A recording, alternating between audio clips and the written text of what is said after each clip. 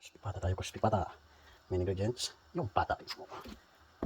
Pata ng baboy. At malinis na to. Yan. Ready to kuha nito, boil. Yan, may ready na ako.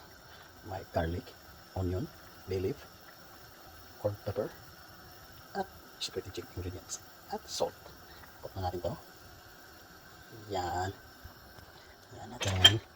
Palambutin ng for how many minutes. Takpan natin. Check tayo, check.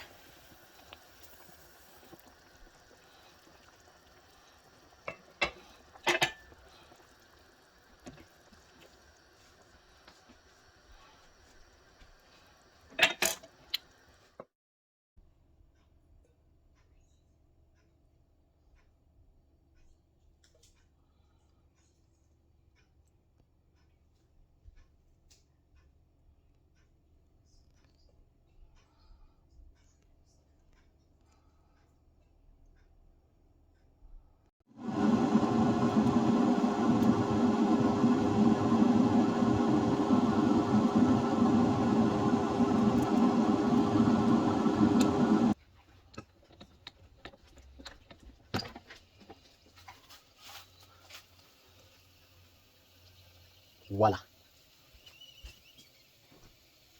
After 10 minutes. After 12 minutes. After another 10 minutes.